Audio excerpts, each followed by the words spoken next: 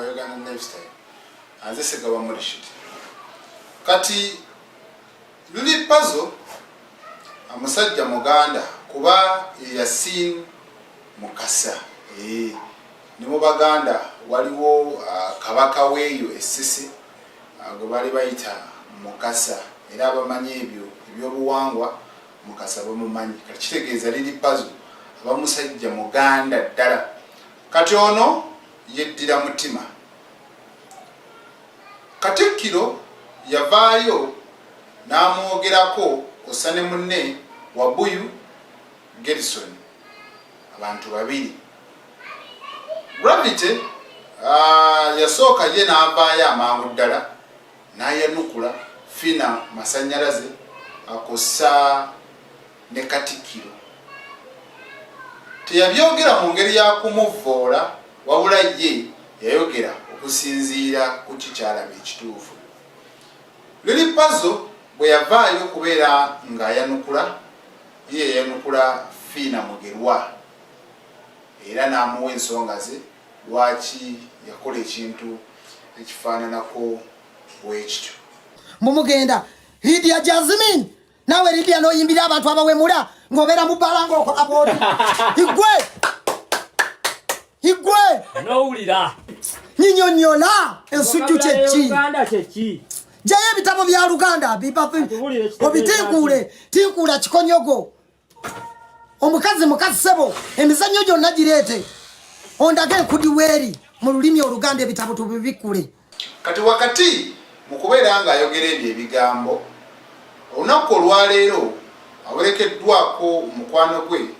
Franka Ntambi era ne bakiika embuga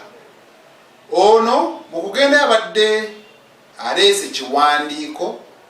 era ng'akireese awo ku Bulange Mmengo okusaba asobole okuweebwa olukusa okusinkana Katikkiro wa Buganda Charles Peter Mayiga era naye yeddira mutima kitegeeza bano bakika kitya kika kimu kati liri puzzle newankubadde ebigambo bibadde bingi ku social media wabaddewo abagenda maaso n'okubeera nga bamuwaga ate era ne wabeerawo n'abo abagenda maaso n'okubeera nga munnange bamubuulira ekituufu nti wanene okutte peesa kyamu kati ye agamba ayagala kusisinkana Katikkiro amuwa ensonga ze mu mbeera bw'etyo nze ndowooza liri puzzle ekintu kyakoze akituufu newankubadde mu bigambo bye alaze nti teyalumbye Katikkiro nga woowulira guyita abavubuka b'omulembe omuki guno teguzannya kyova olaba gulimu emitawaana mingi bw'olaba nga wakoze omutawaana ng'odduka embuga ng'osooka ogamba bannange omulembe Ssaabasajja yagutuwa baddadi wawe natambudde obubi ng'aluŋŋamya nga tugenda era yeyo ensobi gye mukola bye bimu ku bimpaliriza ennyo nendekawo byonna abantu tulina nnyo enkola eyo y'okwagala okumalawo bannaffe bye tuzimbye nze bwe nali nnyanukula omukyala muyimbi munnange Fiina Mugerwa kakati mu kumwanukula ebigambo bye nali nnyanukula ne bakwata ekifaananyi kya Katikkiro ne bagenda nga bakikurompinga mu mbozi nakolaki ne basuulamu ekifaananyi kye so ne ndaba nga abaseddekezi abatamanya ŋŋamba abampembe baagala okunkyalisa Oluganda nze ng'omusajja Mukasa Yasiini nga nnyina okudduka okumugamba nti ddaddi n'okutegeeza Obuganda nti bano bampembe baagala kumalawo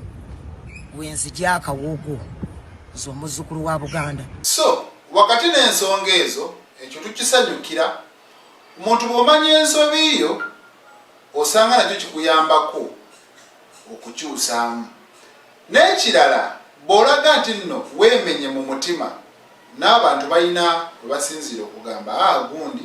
kyakoze kya bugunjufu kati mu mbeera nga bweri liri puzzle musajja abala ebintu bye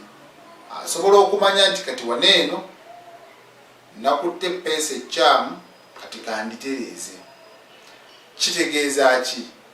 music we okuva yafuna kano akayimba akamukomyawo ennyo ku maapu abadde amutambuliza ku sympathy we yaddamu akayimba k'omugenzi Katolo Bwama era nako yasooka n'akayuka nayogera kino nayogera kiri naye oluvannyuma twamulaba nga yeetonda. Waliwo emabegakaawo we yalina olutalo ne Omar Kisekka oyo nno nga y'omu wa foot soldier ku mukutu ogwo aba NUP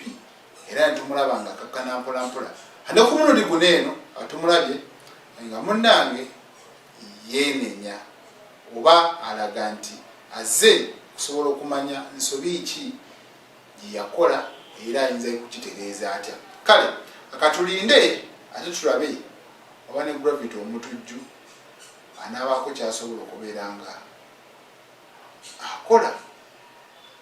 kuba bye yasoose okwogera nabyo tebyabadde birungi. Nze Ssegawa Mulishi.